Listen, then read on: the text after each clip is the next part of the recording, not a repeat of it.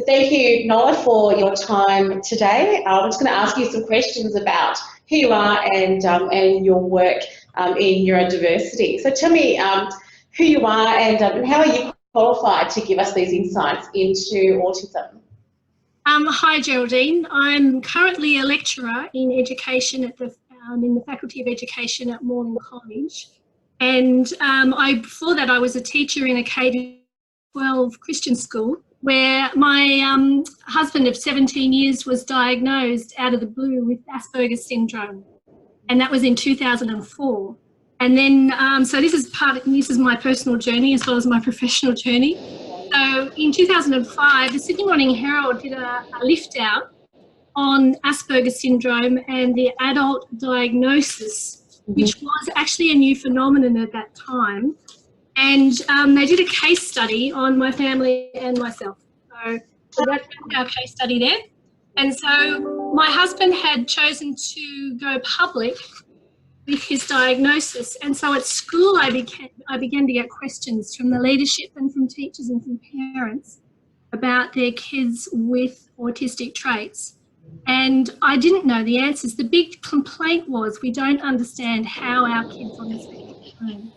And so that became my question, and I undertook a PhD from 2008 with the question, how do gifted adults with Asperger's syndrome think and learn?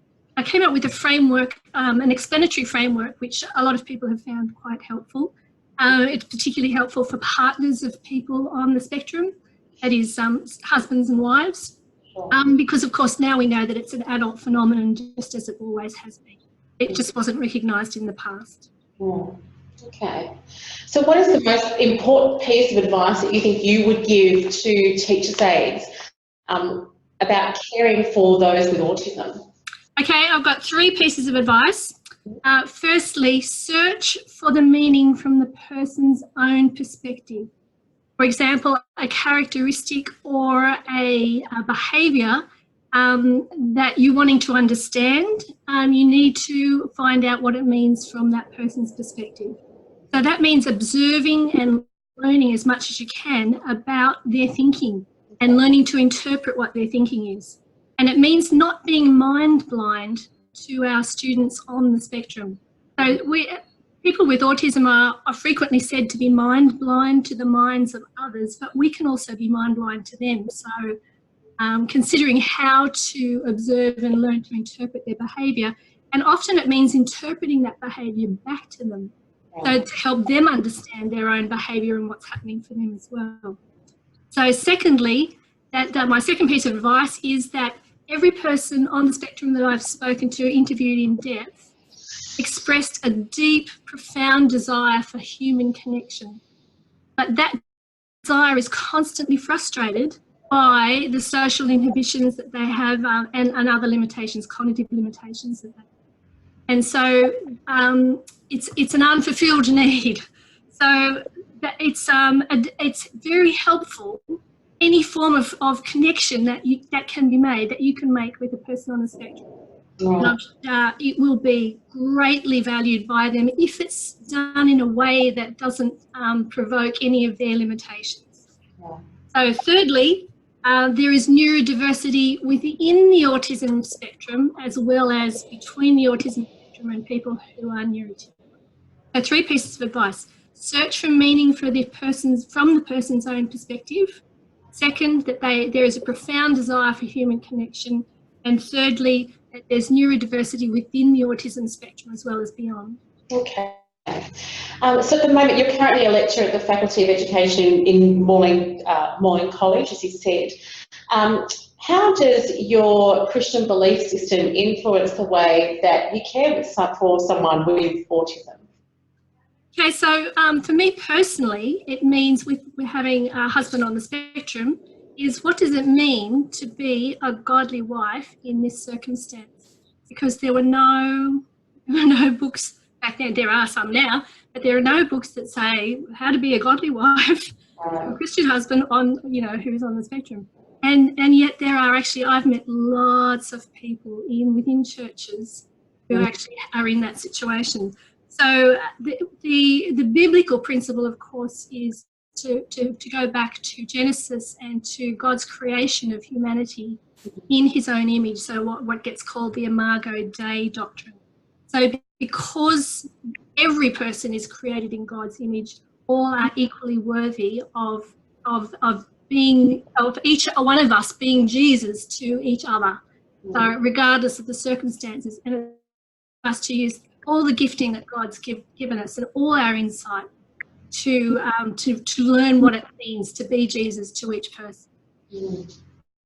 What is the neurodiversity movement? Yeah, so the term neurodiversity was coined by Judy Singer in 1998, and it's in contrast to the term neurotypical, which means people that are not on the spectrum. And Judy is a disability rights activist. The focus of the neurodiversity movement is on strengths and identity, and it's a reaction against the deficits approach to autism that has dominated public discussion and research for past decades. So just as we talk about ethnic diversity and biodiversity, the neurodiversity movement fosters public discussion about autism without the need for medicalising or discussing deficits. So many people experiencing autism believe that they are the next version of human development and genuinely feel sorry for the limitations that they perceive neurotypicals have. And I encountered this with one of my gifted autistic participants in my research, who is an artist who has a fantastic capacity with colour. And we were discussing some of the colour in her artworks, and I made the comment about I didn't understand what a cool red was. And she instantly became very sorry for me and apologised to me that I didn't have the capacity, I was lacking the capacity to see colour properly. So between the two of us in the room at that time, it was obvious which of us was disabled and it wasn't. Okay. So what is the core message of the neurodiversity movement? What is their core message? And so in a nutshell, it's identity and the need to belong. So it's not about medical diagnosis, it's not about deficits. It's that it's being autistic is a matter of personal identity. And this was demonstrated by the global reaction to the proposal prior to 2013 to removing the term Asperger's disorder from one of the very influential diagnostic manuals that's used around the world.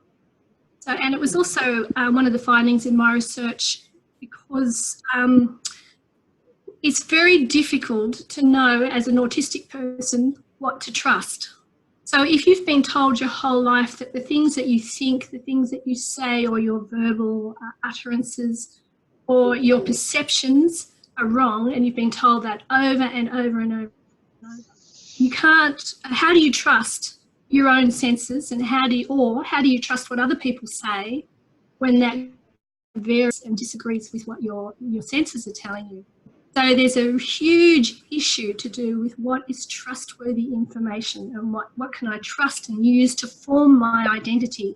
This is a human process that every person that goes through, particularly in childhood and especially in adolescence, where it's particularly difficult, this base of identity. So it would be fabulous if teachers' aides could recognise the particular need of their autistic students in the teenage years, going through that identity formation. Consider that, take that into consideration. Okay. So you mentioned earlier that neurodiversity is about playing to our strengths. What does this mean from your perspective? So for me, it means using strengths as leverage for learning.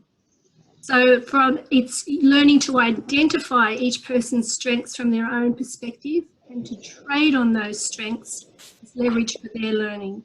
So, and that this will require you to exercise creativity in finding ways to celebrate the strengths of each person. So most likely their weaknesses have been pointed out to them. They don't need that necessarily. So we don't expect gifted kids without autism to be good at everything. So kids experiencing autism, I think, only need one or two things that they can be celebrated for, and that could become a valuable avenue for their learning.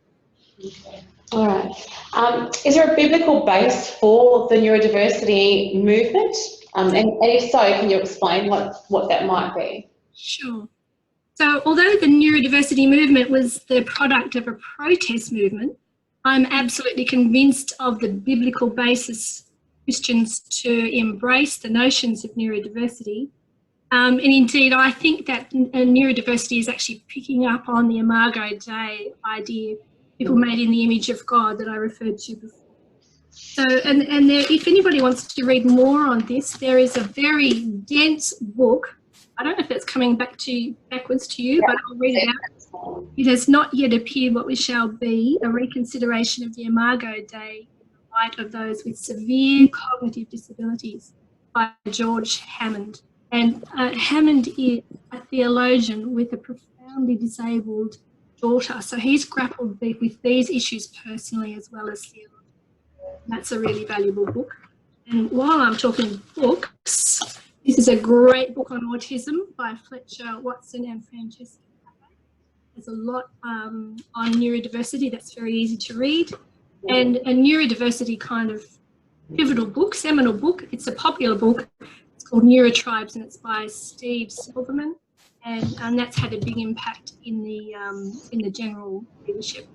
So it's also helping to create awareness about neurodiversity.